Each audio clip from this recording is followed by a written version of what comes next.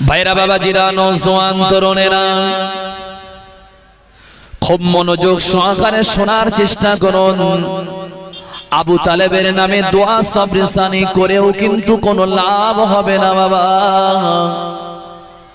আবু জেহেল কিন্তু ভালো মনের মানুষ, তিনি কিন্তু ভালো মানুষ বাবা।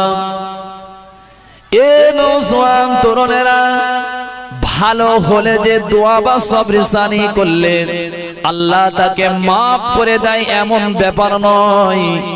আমাদের সমাজে অনেক মানুষ আছে, খুব মনোযোগ সহকারে শুনুন।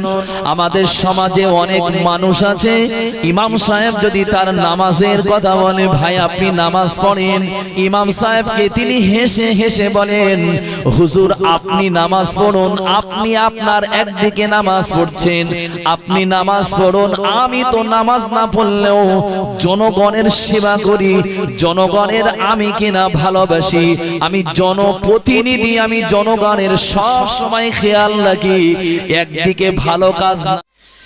এ নওজোয়ান তরুণেরা, কোরআন শরীফে আমার আল্লাহ পাক 16 নম্বর পারা 3 নম্বর পৃষ্ঠা সূরা কাহাফের একটি আয়াতের অংশ আমি আপনাদের খেদমতে তিলাওয়াত করেছি। খুব মনোযোগ সহকারে শুনবেন বাবা। যারা কিনা সমাজের ভালো কাজ করে, যারা এমনও মানুষ রয়েছে সমাজে ভালো ভালো কাজ করে, সমাজে গ্রামে তার অনেক নাম ডাক রয়েছে, সবাই ওই ছেলেটাকে ভালো বলে জানে, বলে হা হা মানুষটা অনেক ভালো, অনেক ভালো, অনেক ভালো। ভালো হলে যে নাজাত পাবেন এটা কিন্তু ভুল ধারণা বাবা। কোরআন শরীফের ভিতরে আমার আল্লাহ বললেন, ইন্নাল্লাযীনা আমানু, নিশ্চয়ই তোমরা ঈমান আনো, ওয়া আমিলুস সালিহাত, নেক আমল করো। তোমাদের ঈমান, তোমাদের আমল যদি সঠিক হয়, আমি আল্লাহ ঈমান আর আমলের বদৌলতে তোমাদেরকে জাযা বা পুরস্কারে পুরস্কৃত করব। পুরস্কারের কথাটা আমার আল্লাহ কোরআন শরীফের ভিতরে শুনিয়ে দিয়েছেন। ইন্নাল্লাযীনা আমানু, যারা ঈমান এনেছে, ওয়া আমিলুস সালিহাত, নেক কাজ করেছে, কানাত লাহুম জান্নাতুল ফিরদাউসি নুজুলা, আমি আল্লাহ ওই বান্দার জন্য আমি আমার স্বাদের জান্নাত, জান্নাতুল ফিরদাউস বান্দার জন্য আমি নসিব করে দেব। বলুন সুবহানাল্লাহ। আমি জানতে চাচ্ছি শুধু আগে ঈমান না আগে আমল? ঈমান আগে। হ্যাঁ আলহামদুলিল্লাহ। ঈমান যদি না থাকে তাহলে আমল করে কিন্তু কোনো কাজ হবে না। আবু তালেব তো ভালো মানুষ, অনেক ভালো।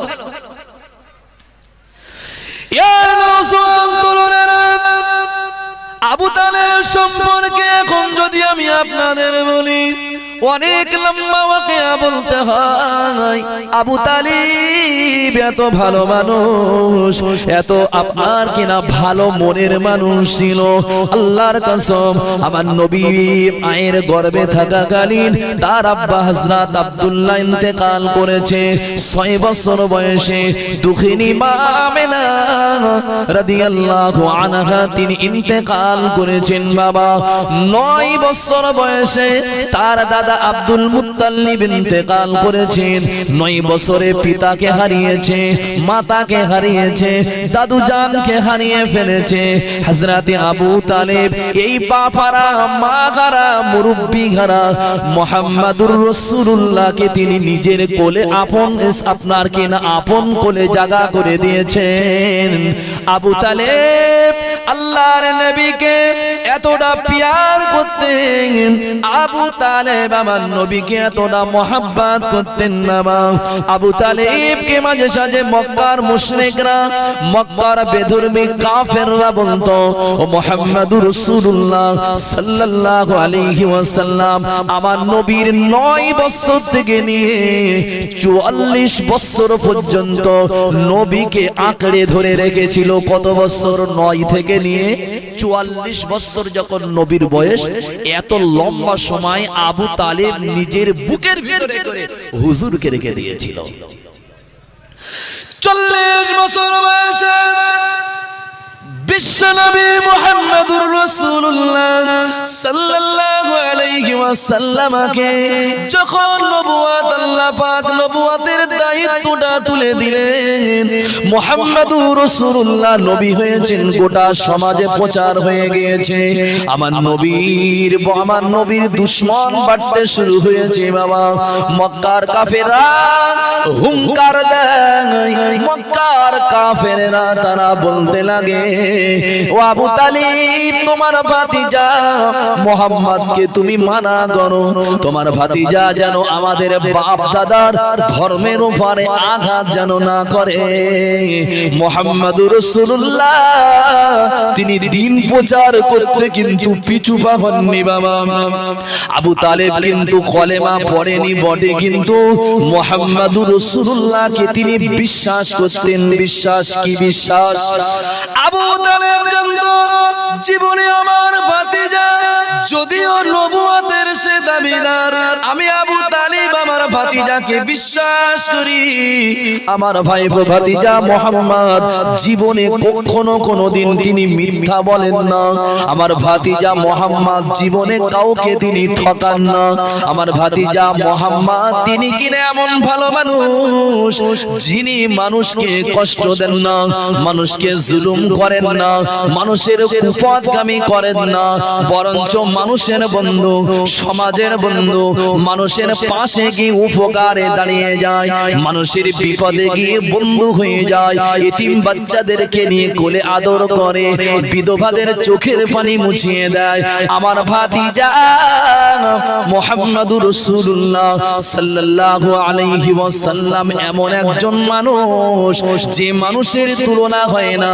তখন আবু তালেব বলেছিল, ও মক্কার মুশরিকরা, ও মক্কার মুশরিকরা, ও মক্কার মানুষেরা, আমি মুহাম্মদকে নবী বলে হয়তো মানি না, তবে শুনে রেখে দাও, আমার হৃদয়ের ভিতরে, আমার অন্তরের ভিতরে আমার ভাতিজা মুহাম্মাদের ভালোবাসা, আমার ভাতিজা মুহাম্মাদের মুহাব্বত আমার অন্তরের ভিতরে পরিপূর্ণ।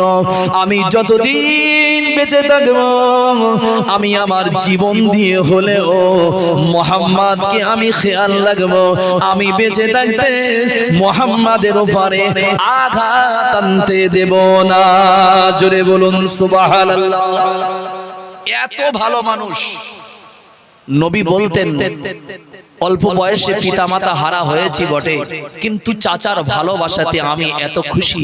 জীবনে বাপ আর মায়ের যে চলে যাওয়া যে দুঃখ ব্যথা কষ্ট, আমি জীবনেও আমি কোনোদিন মনে করিনি যে আমার পিতামাতার যে ভালোবাসা, দুইজনের ভালোবাসা আমাকে দিয়ে আমার চাচা আমাকে বড় করেছে। বলুন সুবহানাল্লাহ। আবু তালেব কিন্তু কলেমা পড়েনি, কিন্তু ভালো মানুষ, ভালো মানুষ, অস্বীকার করার কোনো জায়গা নাই। আবু তালেব যখন কলেমা পড়ে না, হযরতে আলী রাদিয়াল্লাহু তাআলা আনহু তখন হুজুর আলীকে লক্ষ্য করে বলছে, আলী তুমি তাওহীদের কালেমা কালাম পড়ো, আশহাদু আল্লা ইলাহা ইল্লাল্লাহ ওয়া আশহাদু আন্না মুহাম্মাদান আবদুহু ওয়া রাসূলুহু, আল্লাহ ব্যতীত কোনো উপাস্য নাই, আমি মুহাম্মদ সাল্লাল্লাহু আলাইহি ওয়াসাল্লাম আল্লাহর প্রেরিত পয়গম্বর।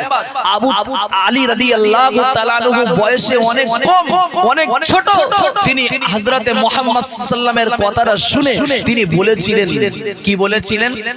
ভাই মুহাম্মদ আলীর সম্পর্কে রাসূলুল্লাহর চাচাতো ভাই হন। নবীজি আলীর কি হন? আপন চাচাতো ভাই সম্পর্কে হন। আলীর বেটা আলী, এই আবু তালিবের বেটা আলী রাদিয়াল্লাহু আনহু। আবু তালিব বাচ্চা মানুষ, আলী বাচ্চা মানুষ। বলছেন, মুহাম্মদ সাল্লাম আপনি যে কথাটা বলেছেন আমি আপনাকে অনেক ভালোবাসি, আমি আপনাকে অনেক মহব্বত করি, তবে আমি তো ছেলে মানুষ, বুঝি না। আমার আব্বা আবি তালিবকে একবার জিজ্ঞাসা করে দেখি, আমার আব্বা যদি কলেমা পড়তে বলে তাহলে আমি চিন্তা ভাবনা করে দেখব কলেমা পড়া যায় কিনা। কেন, আমার আব্বা আছে, আমার গার্জেন রয়েছে, গার্জেনের কাছ থেকে অনুমতি নেওয়ার দরকার। কি কথা ঠিক না বলুন?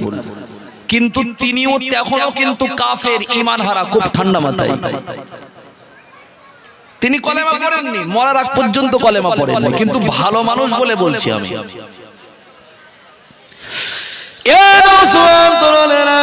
হযরত আলী গিয়ে তার পিতা আবু তালিবকে বলেছিল, ও আমার আব্বা, ও আমার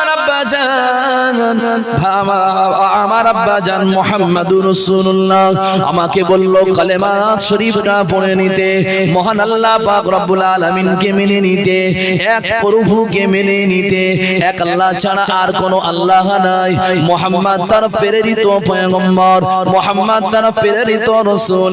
আব্বাজান আমি বাচ্চা মানুষ, শুধু আপনার কাছ থেকে ইজাজত পাওয়ার অপেক্ষা। আপনি যদি বলেন তাহলে আমি মুহাম্মাদের হাতে হাত দিয়ে কালেমা তয়্যিবা কালেমা শাহাদাতটা পড়ে নেব। আবু তালিব কিন্তু ঈমান হারা, কালেমা পড়েননি, কিন্তু মুহাম্মদকে এতটা বিশ্বাস করতেন। আবু তালেব বলেছিল, ও আমার বেটা আলী, আমি বিশ্বাস করি মুহাম্মদ মানুষকে কোনোদিন ঠকায় না, মুহাম্মদ জীবনে মিথ্যা বলে না, মুহাম্মদ কাউকে পথভ্রষ্ট করে না। আমি বিশ্বাস করি মুহাম্মদ ভালো মানুষ।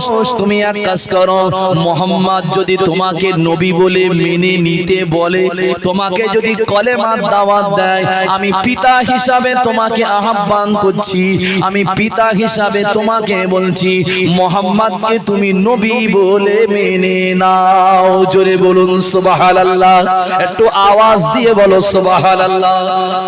মুহাম্মদকে তুমি নবী বলে মেনে নাও। কিন্তু আবু তালেব কিন্তু তিনি কলেমা পড়েননি। কারণ কি ছিল জানেন? তিনি কিন্তু জাহিলিয়াতের জামানার মানুষ ছিল, তিনি যতটুকু বুঝেছেন, কিন্তু নবীকে তিনি বিশ্বাস করতেন, বিশ্বাস করুন, ভালোবাসতেন। যে ভালোবাসা আমরা দিতে পারবো না, আবু তালিব সেই ভালোবাসা দিয়েছে রাসূলুল্লাহ। শিহাবে আবি তালিব, আলেম ওলামারা বুঝতে পারছেন, ইতিহাস সাক্ষী। শিহাবে আবি তালিব মানে মুসলমানদেরকে একটি সময় বয়কট করা হয়েছিল, যে মুসলমানদের সাথে রাস্তায় কোনো কথাবার্তা হবে না। মুসলমানরা যে কুয়া থেকে আমাদের কুয়া রয়েছে, মুসলমানদেরকে এই কুয়া থেকে পানি নেওয়া হবে না, পানি নিতে দেওয়া হবে না। মুসলমানদের সাথে ক্রয় বিক্রয় সব বন্ধ করে দিয়েছে। মুসলমানরা রাস্তা দিয়ে হাঁটলে মুসলমানদের রাস্তা আটকে দেওয়া হতো। এক কথায় সমাজের ডাক দিয়েছে আবু জেহেলের নেতৃত্বে, আবু সুফিয়ানের নেতৃত্বে, যে মুসলমানদেরকে আমরা সমাজ থেকে বয়কট করলাম। কি করলাম? বয়কট করলাম। যখন সমাজ থেকে মুসলমানদেরকে বয়কট করা হয়েছিল, রাসূলুল্লাহ তার সাথী সঙ্গীদেরকে নিয়ে ওই পাহাড়ের উপরে, যে পাহাড়টাকে বলা হয় শিয়াবে আবি তালিব, এই পাহাড়ের উপরে রাসূল করিম সাল্লাল্লাহু আলাইহি ওয়াসাল্লাম তার সাহাবা রিদওয়ানুল্লাহি আলাইহিম আজমাইনদেরকে নিয়ে, যে আমাদের সাথে কেউ চলবে না, তাহলে আমরা একটা সাইডে গিয়ে, আমরা সংখ্যায় কম হওয়ার কারণে আমরা এক সাইড হয়ে যাই। কেন আমাদের সাথে কেউ চলছে না, আমাদের সাথে কেউ কথাবার্তা বলছে না, ক্রয় বিক্রয় সব বন্ধ করে দিয়েছে। নবী ভক্তদেরকে নিয়ে শিহাবে আবি তালিবে তিনি অবস্থান করলেন। কথা বুঝলেন? আবু তালিব কলেমা পড়েছিল? কলেমা পড়েননি। তারপরেও কিন্তু নবী যখন সামান গুছায়, নবী যখন সাহাবাদেরকে ডাক দেয় শিহাবে আবি তালিবে যাওয়ার জন্য, আবু তালিব তখন বলেছিল, মুহাম্মদ কোথায় যাও, কোথায় যাও? বলছে, চাচা আপনি নিশ্চয়ই জানেন, আপনি নিশ্চয়ই শুনেছেন, আমাদেরকে বয়কট করা হয়েছে, আমাদের সাথে ক্রয় বিক্রয় বন্ধ, আমাদের সাথে আদান প্রদান সব বন্ধ, আমাদেরকে রাস্তা আটকে দেওয়া হচ্ছে, তা আমাদেরকে বয়কট করেছে সমাজ থেকে, আমরা ওই পাহাড়ে উঠে যাচ্ছি। আমাদের আল্লাহ আমাদের জন্য যথেষ্ট। বলুন সুবহানাল্লাহ। আমাদের আল্লাহ আমাদের জন্যই যথেষ্ট। আবি তালিব কলেমা পড়েনি, শিয়াবে আবি তালিবে। আবু তালেব বলছে, মুহাম্মদ তোমাকে না দেখলে আমি থাকতে পারি না, তুমি ছাড়া আমি কেমনে থাকবো? আমি আবি তালিব, আমিও তোমার সাথে, ওই শিহাবে আবু তালেবে আমিও তোমার সাথে সমানে, আমি কিনা কষ্টের ভাগীদার হব। বলুন সুবহানাল্লাহ। মুসলমানদের সব বন্ধ করে দেওয়া হয়েছে। কসম আল্লাহর, ইতিহাস সাক্ষ্য, কোন খাদ্য তাদেরকে দেওয়া হতো না। শিয়াবে আবি তালেবে মায়েদের স্তনগুলো শুকিয়ে গিয়েছিল, বাচ্চারা দুধের কষ্টে তারা কেঁদে কেঁদে তারা কিনা রুগ্ন হয়ে গিয়েছিল। মায়েদের জিভগুলো স্তনের পরিবর্তে রাসূলুল্লাহর সাহাবীরা তাদের জিহবা মুবারকটা বাচ্চাদের গালে দিয়ে খোদার জ্বালাটা নিবারণ করেছিল। তৃষ্ণায় তাদের বুক ফেটে যেত। তারা কি করত আপনারা শুনলে অবাক হবেন। তাদের সাথে যতটা খাদ্য পানি ছিল সব শেষ হয়ে গিয়েছে। সাহাবারা অনেক দুর্বল কমজোর হয়ে পড়ছে। তারা পাহাড়ের উপরে যে গাছ ছিল, গাছের পাতাগুলো শেষবেশ তাদেরকে একদম বয়কট করার কারণে মুহাম্মদুর রাসূলুল্লাহর ফলোয়াররা সাহাবারা, মুহাম্মদুর রাসূলুল্লাহর মুহাব্বতের সাহাবারা, তারা কিনা কি করলো? গাছের পাতাগুলো ছিঁড়ে ছিঁড়ে খেয়ে আপনার কিনা জঙ্গলি প্রাণীদের মতন, আপনার কিনা চার পেয়ে জন্তুদের মতন গাছের পাতাগুলো তারা খেয়ে নিজেদের খোদাকে তারা নিবারণ করেছিল। সুবহানাল্লাহি বিহামদিহি। এত কষ্ট, তারপরেও কিন্তু ইসলাম থেকে তারা হটে যায়নি, দিন থেকে তারা পালিয়ে যায়নি। কথা বুঝছেন?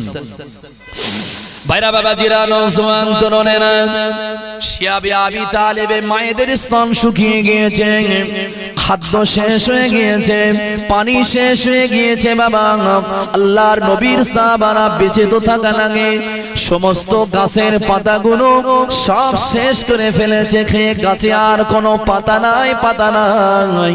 নবীজির সাহাবারা শিয়াবে আবি তালিবের ভিতরে বাবা গাছের ছালগুলো তারা কিনা গাছের ছালগুলো চেঁচে চেঁচে গাছের ছালগুলোকে খুলে নিয়ে আল্লাহর নবীর জলিলুল কদর সাহাবারা গাছের ছাল খেয়ে তারা জীবন ধারণ করতে শুরু করলেন। বলুন সুবহানাল্লাহ।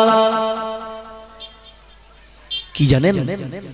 নবী মুহাম্মদুর রাসূলুল্লাহকে যারা একবার ঈমানদার ঈমানি চোখে একবার দেখেছে, খোদার কসম তারা সব ছেড়ে দেবে, কিন্তু মুহাম্মদুর রাসূলুল্লাহকে তারা ভুলবে না।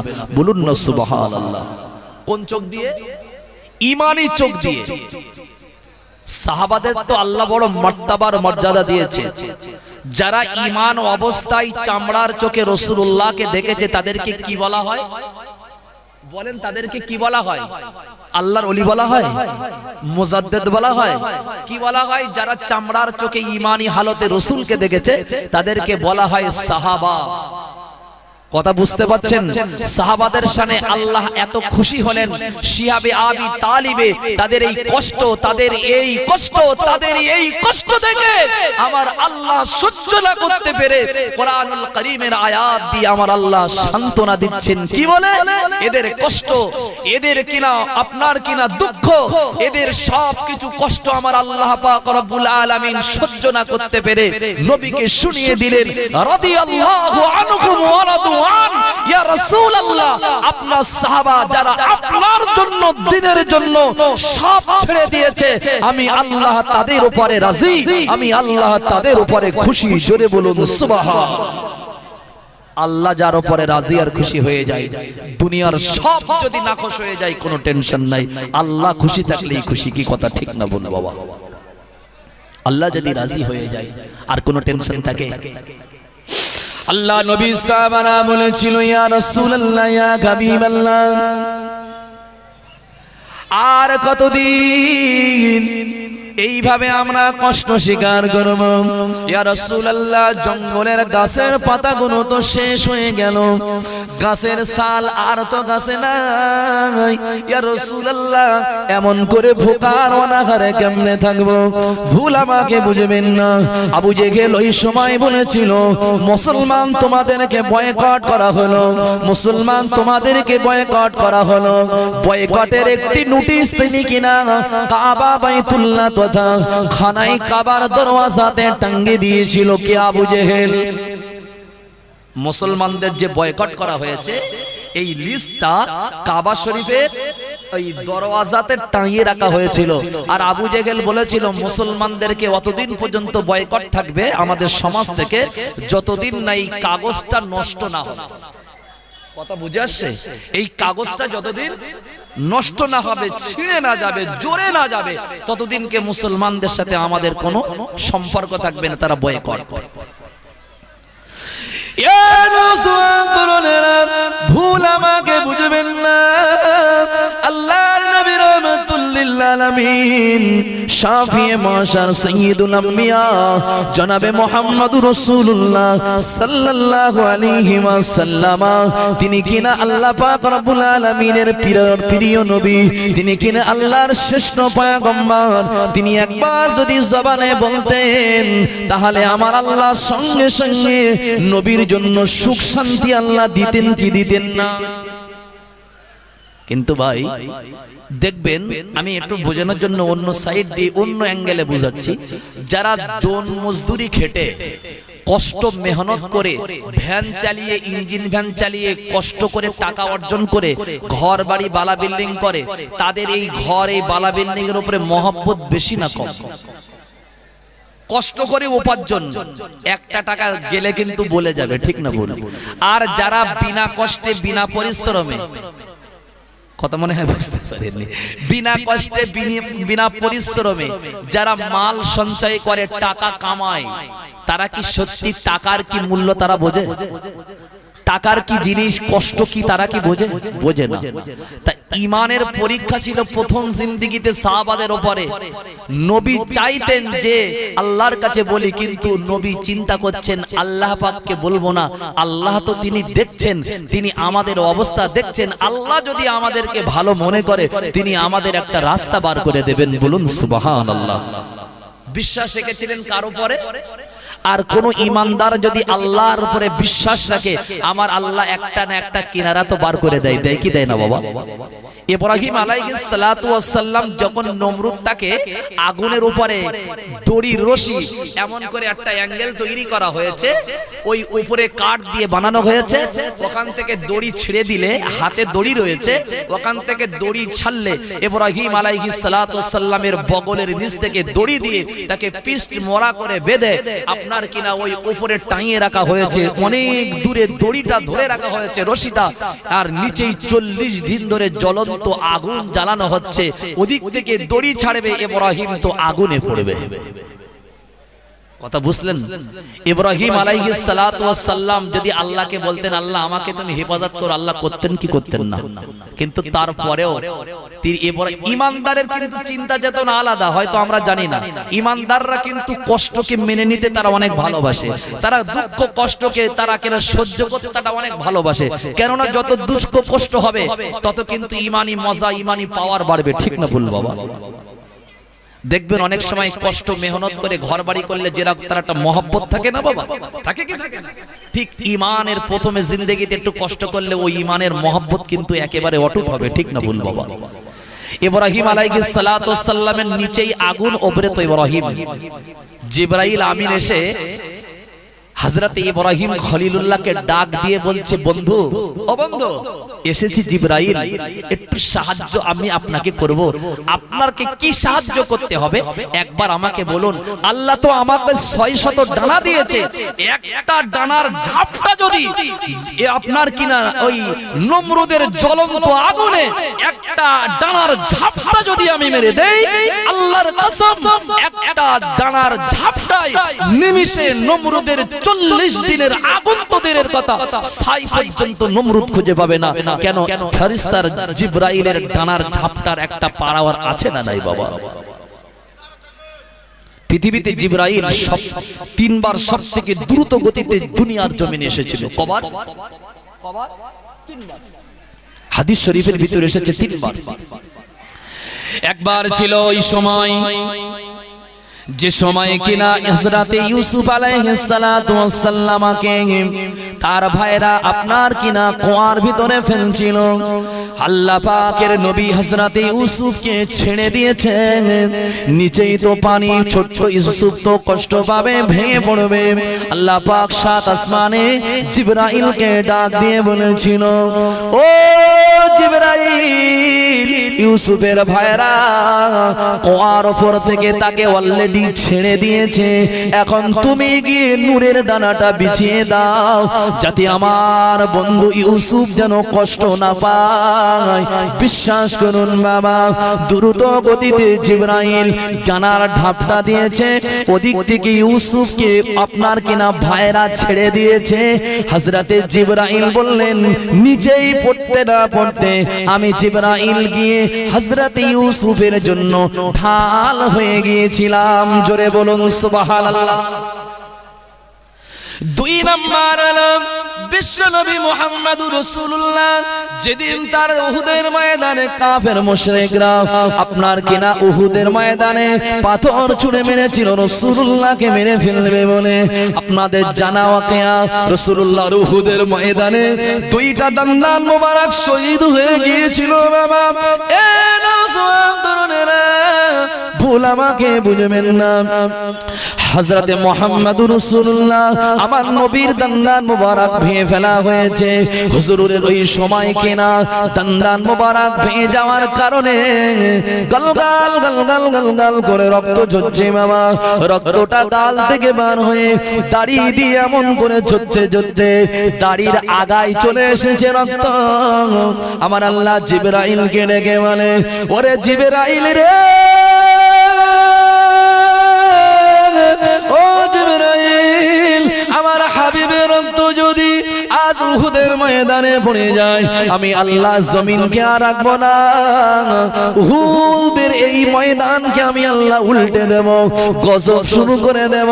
ও জিবরাইল চলে যা, আমার হাবিবের দাড়ির চুলের আগায় রক্ত এসেছে, ফোঁটা কাটলেই জমিনে পড়বে। ফোঁটা কাটার আগে আমার হাবিবের খুনটাকে তুমি জমিনে পড়তে দেবে না। আল্লাহ আদেশ করেছে, দাড়ির আগা দিয়ে রক্ত টুপাচ্ছে, জমিনে পড়বে। টুপাতে দেরি, আমি জিবরাইল আসতে দেরি করি না। জোরে বলুন সুবহানাল্লাহ। তাহলে জিবরাইলের পাখার আপনার কিনা ডানার শক্তি আছে না নাই বাবা? বলছে 600 ডানার ঝাপটা দেব না খলিল, একবার যদি একটা ডানার ঝাপটা দেই তাহলে নিমিষে নমরুদের 40 দিনের আগুন কিন্তু নিভে যাবে। তখন ইব্রাহিম আলাইহিস সালামকে জিবরাইল বলছে, বন্ধু একটু সাহায্য যদি প্রয়োজন হয় আমাকে বলেন, আমি যদি আপনার মতন আল্লাহর খলিলকে সাহায্য করতে পারি আমি তো অনেক নিজেকে ধন্য বলে মনে করব। হযরত ইব্রাহিম খলিলুল্লাহ বলেছিল, এই জিবরাইল চলে যা, তোমার সাহায্যের আমি পরোয়া করি না, আমার সাহায্য করার দরকার নাই। বলুন সুবহানাল্লাহ। ঈমান দেখেছেন বাবা? যাদের ঈমান পরিপূর্ণ না ভাই, আল্লাহর কসম, তারা আল্লাহকে অনেক বিশ্বাস করে, আল্লাহর কদরতকে, আল্লাহর কাদিরকে তারা অনেক বিশ্বাস করে। তারা কিন্তু ভাই খোদার কসম দুনিয়ার কোন মানুষের শক্তি তারা সাহায্য তারা চায় না, তারা আল্লাহর সাহায্যের অপেক্ষায় থাকে। ঠিক না ভুল বলেন? আরে উপরে ইব্রাহিম নিচেই আগুন। এরকম সময় যদি আমাদের দুনিয়ার কোন মানুষ যদি আমাকে বলে, তরিকুল ভাই কি সাহায্য করতে হবে বলো, আমি যা বলবো তাই শুনবে ওরা, আমরা কি তার কাছে সাহায্য চাবো কি চাবো না বাবা? নিচেই আগুন জ্বলছে আর উপরে ইব্রাহিম। এই মুহূর্তে জিবরাইলের মতন ফেরেশতা এসে বলছে, বন্ধু একটু সাহায্য করার প্রয়োজন বলে মনে করছি, একটু সাহায্য চান, কি সাহায্য করতে পারি? তখন জিবরাইল বলছে, আপনি কেটে ওঠেন, আপনি চলে যান, আপনার সাহায্যের অপেক্ষায় আমি ইব্রাহিম নাই। আমি সেই আল্লাহর ইবাদত করি না যে আল্লাহ কানে শুনতে পায় না, আমি সেই আল্লাহর ইবাদত করি না যে আল্লাহ চোখে দেখতে পায় না, আমি সেই আল্লাহর ইবাদত করি না যে আল্লাহ পাক রব্বুল আলামিন আমার অবস্থা বুঝতে পারেন না, আমি সেই আল্লাহর তো ইবাদত করি না। আমার আল্লাহ কালা নয়, আমার আল্লাহ কানা নয়, আমার আল্লাহ মনের খবর বুঝতে পারেন না এমনটি নয়। আমার আল্লাহ যদি মনে করে যে ইব্রাহিম আমাকে এই নমরুদের জ্বলন্ত অগ্নিকুণ্ডে ফেলে আমাকে পুড়িয়ে মারবে, আল্লাহর কসম আল্লাহ যদি রাজি আর খুশি হয়, আমাকে আগুনে পুড়িয়ে মারাতে যদি আল্লাহ রাজি হয়, আমি আল্লাহর খুশিতে ইব্রাহিম খুশি। বলুন সুবহানাল্লাহ সুবহানাল্লাহ। এটাই আমার জন্য আনন্দ। যদি আল্লাহ মনে করে আমাকে আগুনে পুড়িয়ে মারবে, আল্লাহ দেখতে পায় কি পায় না বাবা? দেখতে পাই তো নাকি? বাইরা বাবা জিরানো জওয়ান তরুণেরা, জিবরাইলকে যখন ইব্রাহিম খলিলুল্লাহ ফিরিয়ে দিলেন, ইব্রাহিম যখন এই কথা জিবরাইলকে শুনিয়ে দিলেন, এ নওজওয়ানেরা, ওদিক থেকে ইব্রাহিম নবীকে আগুনের উপরে ফেলা হবে, ষড়যন্ত্র সব তৈরি কমপ্লিট হয়ে গিয়েছে বাবা। ইব্রাহিমের মুখের কথা আমার আল্লাহর এত ভালো লেগে গিয়েছিল, আমার আল্লাহর এত পছন্দ হয়েছিল, আমার আল্লাহ আগুনকে লক্ষ্য করে বলেছিল, কুল্লা কুল্লা ইয়ানা রুকুনি বারদাও ওয়া সালামান আলা ইব্রাহিম, কুল্লা ইয়ানা রুকুনি বারদাও ওয়া সালামান আলা ইব্রাহিম। ওরে আগুন রে, আমার সৃষ্টি আগুন, আমার খলিল এখন আগুন তোর উপরে রয়েছে, আমি আমার খলিলের উপরে রাজি হয়েছি, আমি আমার খলিলের উপরে সন্তুষ্ট হয়ে গিয়েছি। আগুন আমি তোর মালিক, তোকে বলছি আমার খলিলের সাথে বিয়াদবি করবি না, আমার খলিলকে কষ্ট দিবি না। এ আগুন আমার খলিলের জন্য তুমি যখন কিনা নমরুদ ইব্রাহিমকে উপর থেকে ছেড়ে দেবে, তিনি নিচেই পড়তে না পড়তে আমার খলিলের জন্য আগুন তুই ফুলের বাগান হয়ে যাবি। জোরে বলুন, একটু আওয়াজ দিয়ে বলো সুবহানাল্লাহ, মন খুলে বলুন সুবহানাল্লাহ, প্রাণ খুলে বলুন সুবহানাল্লাহ। নারায়ে তাকবীর, নারায়ে তাকবীর, নারায়ে তাকবীর। আল্লাহর কাছে সাহায্য চাইলে আল্লাহ মনে হয় সাহায্য করে না নাকি? চাওয়ার মতন তো চাইতে হবে, চাওয়ার মতন চাইতে হবে, কিন্তু আমাদের তো চাই, কিন্তু আমাদের মুখের কথা মালিক তো শোনে, কিন্তু মালিক পূরণ করে না। ঠিক না বল বাবা? আল্লাহ শোনে না এমনটি নয়, সব শোনেন, কিন্তু আমাদের যা বর্তমান ঈমানের কন্ডিশন, কথা বোঝেন না বাবু? অনেক লম্বা ওয়াকিয়া, একটু ভালো করে মনোযোগ সহকারে শোনেন। ইব্রাহিম আলাইহিস সালাতু ওয়াস সালামকে আল্লাহ লাকাব দিয়েছিলেন খলিলুল্লাহ। কি লাকাব? কি লাকাব? খলিলুল্লাহ মানে কি? খলিল মানে হলো বন্ধু, খলিল মানে বন্ধু। খুব মহব্বতের সঙ্গে শুনবেন।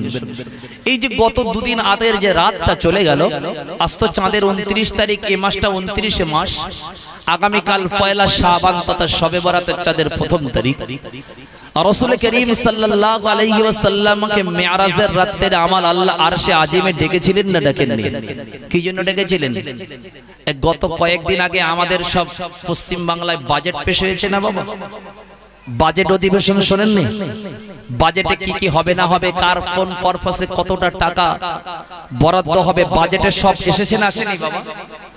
আল্লাহ পাক একটি সময়, খুব মনোযোগ, আমার নবীকে 27 তারিখ দিবাগত রাত্রিরে মেরাজের রাত যেটাকে বলা হয়, আল্লাহ পাক খালি হাবিবুল্লাহকে আরশে আজিমে ডেকেছিলেন উম্মতের বাজেট শোনাবে। উম্মতের, উম্মতের, জোরে বলেন, উম্মতের বাজেট শোনানো হবে। আল্লাহ পাক আমার হাবিবুল্লাহকে ডেকেছেন। আচ্ছা, আরশে আজিমে গিয়ে আল্লাহ রাসূল সাল্লাল্লাহু আলাইহি ওয়াসাল্লাম আল্লাহকে ডেকেছিলেন না দেখেন? আচ্ছা, আল্লাহকে যদি কেউ দেখে সে কাঁদে না হাসে? আপনারা তো একদিন আল্লাহকে দেখবেন। আল্লাহ ওয়াদা করেছে রোজাদারের জন্য দুইটা অফার, একটা দুনিয়ায়, একটা হলো পরকাল আখিরাত মাহশারের দিন। দুনিয়ার আনন্দ হচ্ছে ইফতারির আনন্দ। সারাদিন পরে এই তো রমজান মাস আসছে বাবা, এই রমজান মাস যারা রোজাদার তাদের যে মনে ইফতারের সময় কত আনন্দ হবে, রোজাদার ছাড়া কিন্তু এই আনন্দ কেউ বুঝতে পারবে না। ঠিক না বল? ওদিকে আপনার কিনা এবার তো চৈত্র মাসে রোজা, গরম অনেক বেশি পড়বে কি পড়বে না? চৈত্র থেকে বৈশাখ অনেক কষ্টের রোজা হবে, কিন্তু সারাদিন কষ্টের পরে ভাই অনেক সুন্দর সুন্দর ইফতারি সামনে আনা হবে, আর পানির পটটা সামনে থাকবে। কোনটার দিকে বেশি তাকাবেন? সব থেকে তো মজা লাগে ইফতারের সময় গরমের তৃষ্ণায় পানি, তাই না বাবা?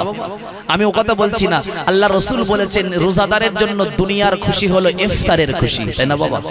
আর একটা খুশি হলো আল্লাহর দিদারের খুশি। আমি সময় কম বলে আমি কিন্তু বেশি লম্বা চওড়া করে বলছি না, আমার সময় একদম খুব কাছাকাছি। তা আল্লাহকে সেদিন দেখবো, দেখে আমরা হাসবো না কাঁদবো? হাসবো। আল্লাহর দেখার পরে আর কোন জিনিসের দেখার স্বাদ থাকবে? আল্লাহকে দেখার পরে জান্নাতে যাওয়ারও জান্নাত দেখার স্বাদ থাকবে বাবা? জান্নাত যদি এত সুন্দর হয়, না জানি আল্লাহ কত সুন্দর। জান্নাত যদি এত সুন্দর হয়, জান্নাতের মালিক না জানি কত সুন্দর। নবীজি যদি এত সুন্দর হয়, না জানি নবীর মালিক আল্লাহ কত সুন্দর। জমিন আসমান যদি এত সুন্দর হয়, আসমান জমিনের মালিক না জানি কত সুন্দর।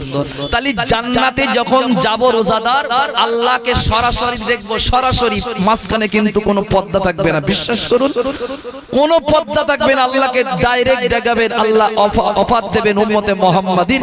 সেদিন দেখে আমরা আশা করি কাঁদবো না, আমাদের মন ভরে যাবে, হাসবো। হাসবো কি হাসবো না? কিন্তু মেরাজের রাতের রাসূল আরশে আজিমে গিয়েছেন, আল্লাহ পাক রব্বুল আলামিনকে দেখে কিন্তু নবী হাসেননি।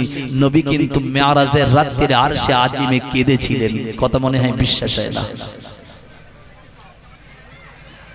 শুধু নবী নবী কানে শুনি, নবীর কথাও শুনেছি, কিন্তু নবী আমাদের কত ভালোবাসে, কত মহব্বত করে এ কিন্তু আমরা একবারও ভাবিনি। কি কথা ঠিক না ভুল বাবা?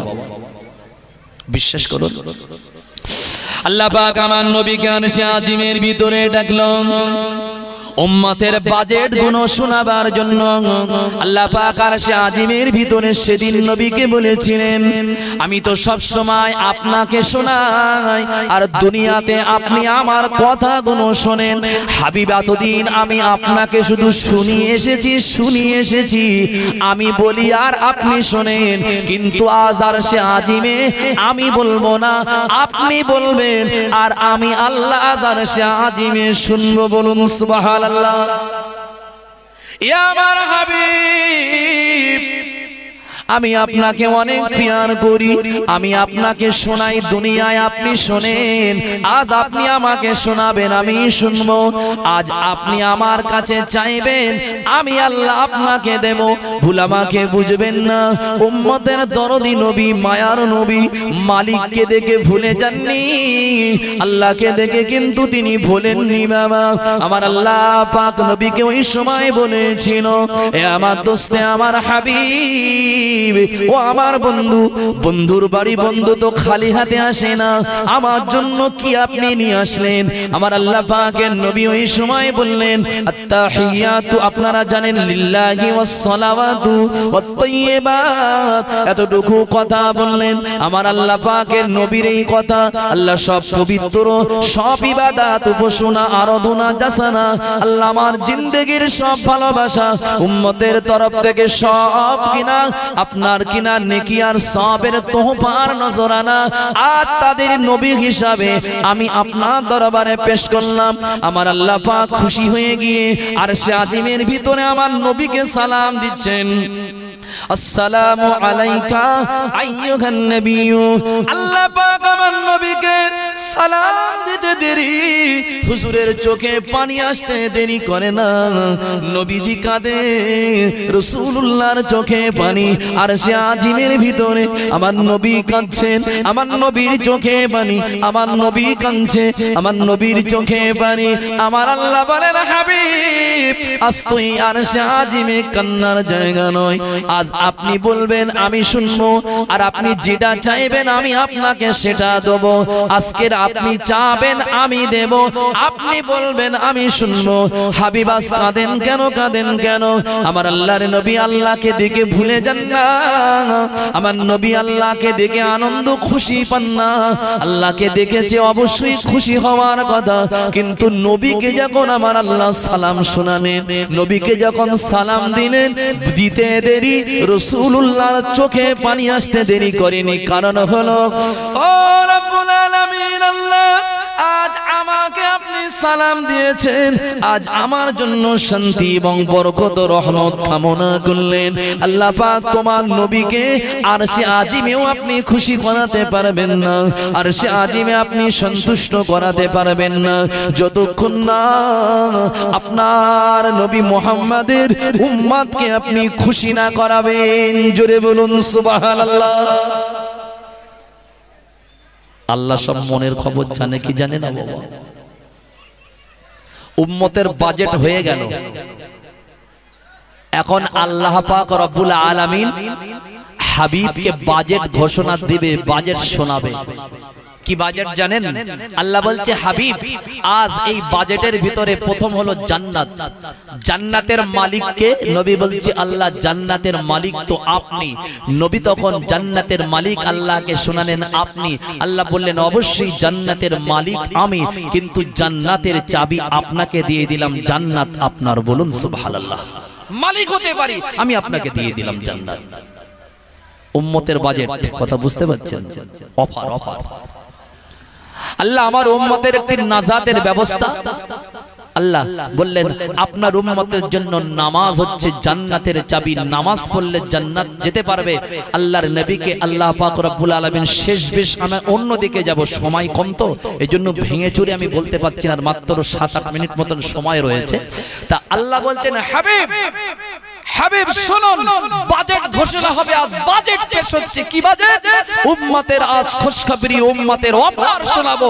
আমি মেয়াজে আজ আরশে আজিমে কেউ নাই, আপনি আর আমি মাঝখানে তো কেউ নাই।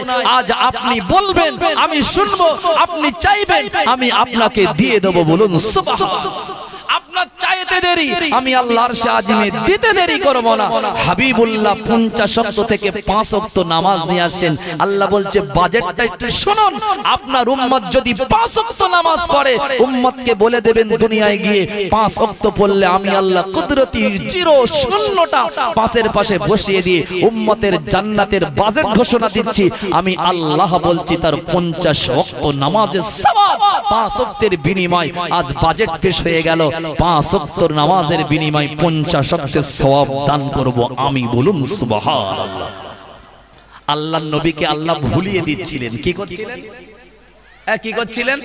ভুলানো বোঝেন? আমার আল্লাহ জানে না হাবিবের চোখের পানি মোছাতে গেলে একমাত্র তো হাবিবকে উম্মতের ওয়াফাত শোনাতে হবে। কেন? উম্মত দরদি আমার নবী, উম্মত দরদি আমার নবী। হাবিবুল্লাহর একা এক করে ওয়াফাত শোনানো হচ্ছিল। কিন্তু ভাই, যখন বাচ্চারা কান্নাকাটি করে তখন বাচ্চাদের কান্না থামানোর জন্য বাচ্চাদের হাতে কি দেওয়া হয়? বলেন বলেন। খেলনা দেওয়া হয় কি হয় না? খেলনা পেলে বাচ্চারা ভুলে যায় কি যায় না? তা নবী কি সেই যে আমার আল্লাহ ওয়াফাত শোনাবে আর নবী উম্মতের জন্য কান্না বন্ধ করবে? কথা বুঝতে পারেননি মনে হয়। নবীর জন্য ওয়াফাত শোনানো হচ্ছে, উম্মতের জন্য ওয়াফাত। আল্লাহর নবী কিন্তু চোখের পানি বন্ধ করেন না। কিন্তু আল্লাহ কি সহ্য করবেন হাবিবের চোখের পানি? সহ্য করবেন? কখনো করবে না। অসুবিধা হচ্ছে আপনাদের? আমি তো আপনাদের এই গ্রামে নতুন নাই। আল্লাহ কারে মনে হয় এই জলসায় কতবার এসেছি আমি নিজেই জানি না। অনেকবার এসেছি, অনেকবার। আর কমিটির ছেলেরা আমাকে অনেক ভালোবাসে। শুধু একটু সন্ধ্যাবেলাকে সময় দেয়। আমার তো আরো জলসা থাকে, সন্ধ্যাবেলাকে একটু সময় দেয়। আজও সময় পেয়েছি। আমার এই কি গ্রাম, ঝেঝেরাই ঈদগাহ ময়দানের কমিটির ছেলেরা আমাকে অনেক ভালোবাসে, অনেক মহব্বত করে। ডেকেছে, এসেছি। আর আপনাদের মতন ভালো মানুষের খেদমতের সুযোগ পেয়েছি। নিজেকে অনেক ধন্য বলে মনে করছি। আপনারা রাগ করছেন নাকি বাবা? রাগ কেন করবেন? রাগ করার তো কোনো জায়গা নাই। উম্মতের জন্য আজ সুখবর আমি আপনাদেরকে দিয়ে যাব। আল্লাহ চাইলে, আল্লাহ পাকের যদি নবীর পাগল হতে পারেন, আশিক হতে পারেন, খোদার কসম মরতে দেরি, কিন্তু আল্লাহ জান্নাতের 8টা দরওয়াজা খুলতে দেরি করবে না। বলুন সুবহানাল্লাহ। হাবিবকে উম্মতের ওয়াফাত শুনিয়ে ভুলিয়ে দেওয়া হচ্ছিল যাতে আমার হাবিব ভুলে যায়, কান্না ভুলে যায়। আচ্ছা, নবী কাঁদছিলেন কেন? আমাকে যদি কেউ সালাম দেয় আমি কি কাঁদবো? আমাকে যদি কেউ বলে আসসালামু আলাইকুম তরিকুল ভাই, তা সালাম শুনে কি কেউ কাঁদে? আরো যদি আমি তো ছোট হুজুর, যদি বড় বড় হুজুর ফুরফুরার কোন পীর সাহেব যদি আমাকে ডেকে যদি কাছে ঘরে বসিয়ে আমাকে যদি সালাম দেয়, ফুরফুরা শরীফে হুজুর আমাদের থেকে অনেক ভালো মানুষ, অনেক উচ্চ বংশীয় মানুষ, অনেক বড় আলেম, অনেক পীর আল্লাহওয়ালা, আমার মতন নগণ্য গুনাহগারকে যদি নিজের বাড়িতে ডেকে ঘরের ভিতরে বসিয়ে আমাকে যদি বলে তরিকুল ভাই আসসালামু আলাইকুম, তা পীর সাহেবের ওই আমন্ত্রণে আমি কি কাঁদবো না হাসবো? আনন্দ পাবো তো নাকি? আজকের দুনিয়ার জমিনে সব থেকে বড় সুন্দর জায়গা ছিল আল্লাহ আল্লাহ রসুলের জন্য, আমাদের জন্য মসজিদ মাদ্রাসা, কিন্তু নবীর জন্য সব থেকে উত্তম জায়গা তো সেদিন আরশে আজিম। কি কথা ঠিক না বলুন? আরশে আজিম, আরশে আজিম দেখে কেউ কাঁদে নাকি পাগল? কিন্তু নবী কত উম্মত দরদি একবার ভাবুন। ভাইরা বাবা জিরা নওজোয়ান তরুণেরা, আমার নবীকে একা একা করে ওয়াফাত শুনিয়ে দেওয়া হচ্ছিল। উম্মতের জন্য আমি আল্লাহ আরো সুসংবাদ শুনিয়ে দিচ্ছি। সেদিন আদম থেকে নিয়ে ঈসা রুহুল্লাহ পর্যন্ত নবীদের একটা লাইন হবে, নবীদের একটা কাতার হবে, ভুল বুঝবেন না। নবীদের একটা কাতার হবে, সাহাবাদের একটা কাতার হবে, শহীদদের একটা কাতার হবে, সিদ্দিকিনদের একটা কাতার হবে, সালেহিনদের একটা কাতার হবে, ইমানদার ভালো মানুষদের একটা কাতার হবে, আল্লাহওয়ালাদের কাতার হবে, হাফেজে কোরআনদের একটা কাতার হবে, আলেমদের একটা কাতার হবে, হাজী বান্দাদের একটা কাতার হবে। যুবক যারা যুবক বয়সী ইবাদত করেছে, কিয়ামতের দিন আল্লাহ এদেরকে একটা কাতার বানাবে। আবু জেহেল মার্কা তাদেরও কাতার হবে, আবু সুফিয়ানেরও কাতার হবে, নমরুদেরও কিন্তু কাতার হবে, ফিরাউনের কাতার হবে, কারুনেরও কিন্তু কাতার হবে, ভুল আমাকে বুঝবেন না। নবী তো তাই বলেছেন, মান তাশাব্বাহা বিকওমিন ফাহুয়া মিন, যে যার অনুসরণ করবে তার সাথে তার কাতারে আল্লাহ তার হাসর নাসর করবে। ঠিক না ভুল? সব কাতারে সব দাঁড়াবে কি দাঁড়াবে না বাবা?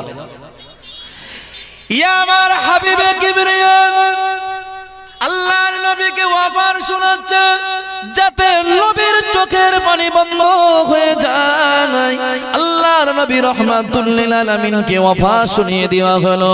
এই আমার দোস্ত, আমার হাবিব, আপনি জানেন না আদম থেকে নিয়ে ঈসা রুহুল্লাহ পর্যন্ত সমস্ত নবী রাসূল পয়গম্বররা দাঁড়িয়ে থাকবে তাদের কাতার, তাদের লাইনের সামনে দিয়ে।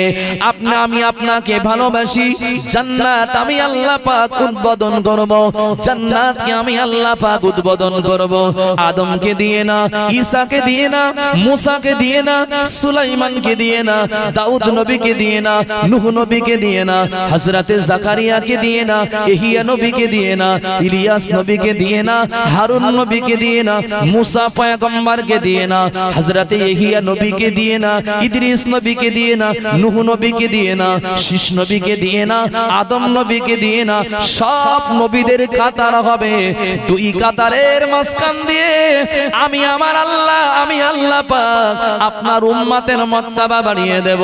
আপনার উম্মতের মর্তবা এত বাড়িব, নবীদের সামনে দিয়ে উম্মতকে আমি আল্লাহ ঘোষণা দিয়ে দেব, জান্নাত বানিয়েছি আমি, উদ্বোধন করব। নবী রাসূল পয়গম্বর না, উম্মতে মুহাম্মাদীকে দিয়ে আমি জান্নাতের দরওয়াজাটা খুলব, জান্নাতের দরওয়াজা উদ্বোধন করব। বলুন সুবহানাল্লাহ। উম্মতের পাওয়ার বেশি না কম বাবা?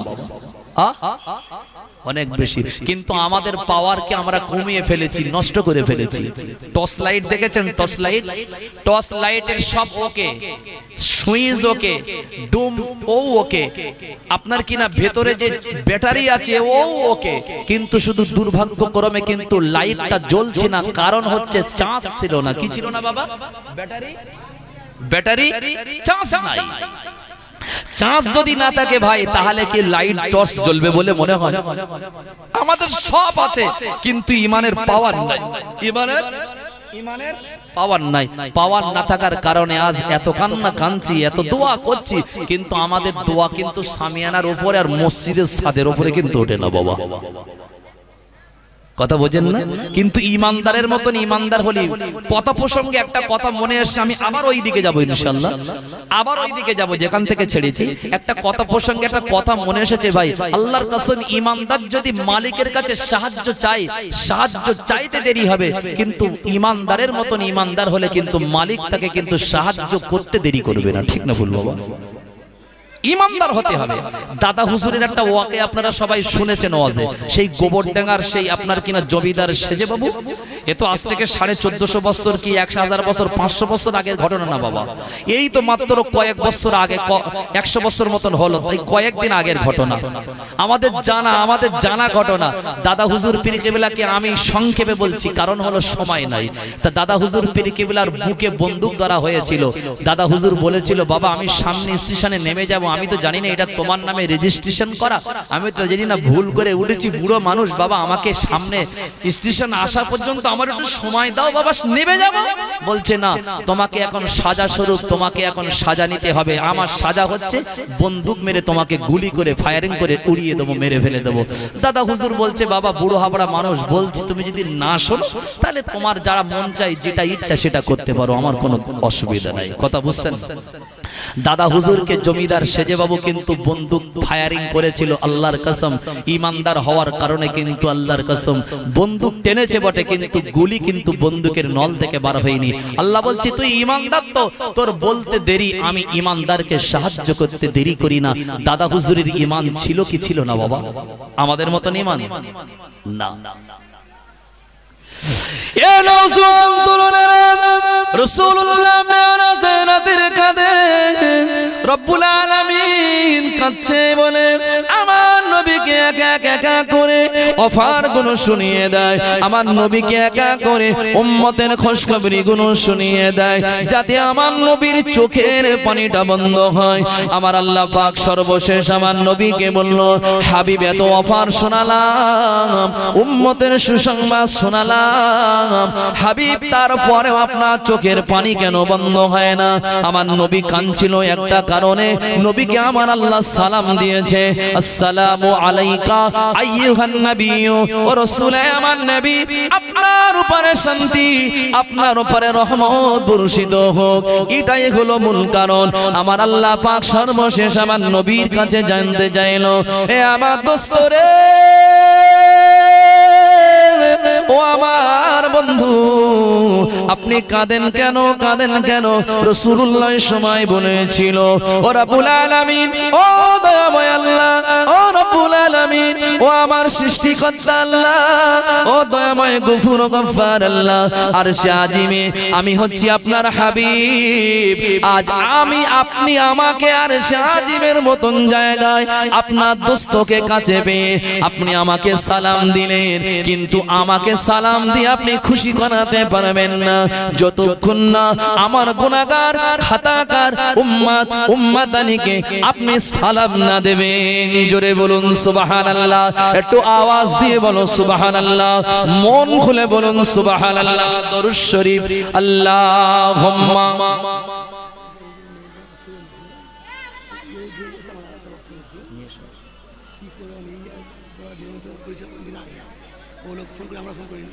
আল্লাহুম্মা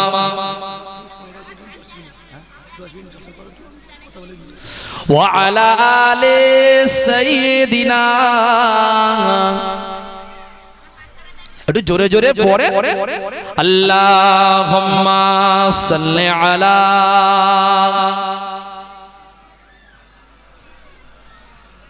খুব সুন্দর লাগছে, ওয়া আলা আলি,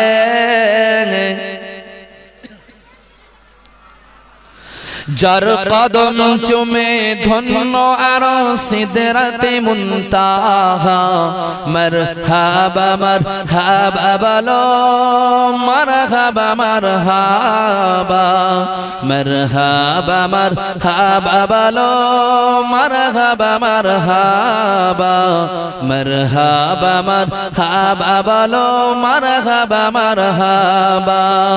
দয়ার নবীর মেরাজ রাতে জিবরাইল নিয়ে বরক সাথে, আগে আগে জিবরিল পিছে কমলিওয়ালা, মারহাবা মারহাবা বলো, মারহাবা মারহাবা, মারহাবা মারহাবা বলো, মারহাবা মারহাবা।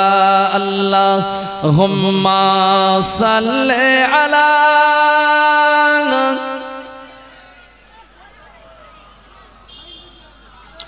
ওয়া আলা আলি সাইয়্যিদিনা,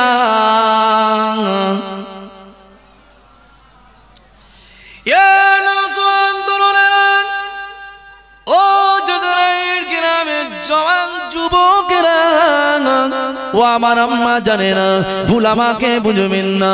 আমার আল্লাহর হাবিবকে আমার আল্লাহ সান্ত্বনা দিয়ে বললেন, হাবিব আজ তো কথা প্রথমে হয়েছে, আপনি বলবেন আমি আল্লাহ শুনবো, আপনি চাইবেন আমি আপনাকে দিয়ে দেব, আমি আল্লাহ পাক আজ আপনাকে খুশি করব বলে ডেকেছি আরশে আজিমে, আজ আমার আপনার খুশি করতে হবে। আমার নবী বললেন, ও রব্বুল আলামিন, আমি তাদের নবী বলে আরশে আজিমে ডাক দিয়ে আমাকে আপনি সালাম দেন, আমি নবী তো খুশি হব না উম্মতের যতক্ষণ সালাম সুসংবাদ না আসবে। আমার আল্লাহ বললেন, হাবিব চোখের পানি মুছে নেন আর সে আজিমে আর আপনি কাঁদবেন না। আপনার কান্না আমি আল্লাহ সহ্য করতে পারি না, আপনার কান্না আমি আল্লাহ সইতে পারি না। আমার আল্লাহ পাক আবার বললেন আসসালামু আলাইকা আইয়ুহান নবী ওয়া রাহমাতুল্লাহি ওয়া বারাকাতুহু, আসসালামু আলাইনা ওয়া আলা ইবাদিল্লাহিস সালিহিন। জোরে বলুন সুবহানাল্লাহ, একটু আওয়াজ দিয়ে বলো সুবহানাল্লাহ, মন খুলে বলুন সুবহানাল্লাহ। সেদিন নবীর খাতিরে আল্লাহ আরশে আজিমে ওয়া আলা ইবাদিল্লাহিস সালিহিন, সালিহিন মানে কারা? যাদের দুই পকেটে শুধু বিড়ি, এরা তো সালিহিন। যারা বোনের জমি ফাঁকি দিয়ে বোনকে কষ্ট দেয়, এরা তো সালিহিন তো নাকি? যারা মানুষকে কষ্ট দেয়, এরা তো সালিহিন। যারা ইতিমের জুলুম করে, এরা তো সালিহিন। যারা মানুষের কিনা আপনার কিনা হক মারে, এরা তো সালিহিন। যারা জনপ্রতিনিধি, যারা জনপ্রতিনিধি হিসাবে মানুষকে কষ্ট দেয়, এরা তো সালিহিন। যারা বাপ মাকে মানে না, এরা তো সালিহিন কখনো না। এখন যদি এমন করে বলি সলিহীন হতে গেলে যে কাজগুলো করতে হয়, কসম বর্তমান জামানায় হাজারেও কিন্তু একটা পাওয়া যাবে না। কি কথা ঠিক না ভুল বাবা? কিন্তু আল্লাহ তো সালাম দিয়েছেন ওয়া আলা ইবাদিল্লাহিস সালিহিন। ইয়া রাসূলুল্লাহ, আমার তরফ থেকে সলিহীন, সলিহীন কথার অর্থ হচ্ছে সলিহীন মানে শুধু ভাই নামাজ পড়লে সলিহীন হওয়া যায় না, রোজা রাখলেও সলিহীন হওয়া যায় না।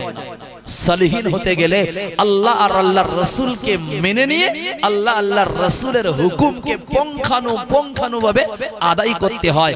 আল্লাহ যার উপরে রাজি, আল্লাহ যাদের উপরে খুশি, তারা হলো সলিহীন বান্দা। সলিহীনদের জন্য সুসংবাদ আল্লাহ দিয়েছেন ওয়া আলা ইবাদি, আসসালামু আলাইনা ওয়া আলা ইবাদিল্লাহিস সালিহিন। আমি আল্লাহ আমার তরফ থেকে সালাম তাদের জন্য যারা আপনাকে আর আমাকে রাজি আর খুশি করবে। আপনি যেটা বলেছেন আপনার কথাটা মেনে নেবে, আমি যেটা বলেছি আমার কথাটাকে আদায় করবে। এই সলিহীনদের জন্য আমারও আরশে আজিম থেকে তাদের উপরে সালাম সালাম সালাম বলুন সুবহানাল্লাহ। কথা মনে হয় বুঝতে পারেননি? কিন্তু সলিহীন তো হওয়া লাগবে নাকি বলেন?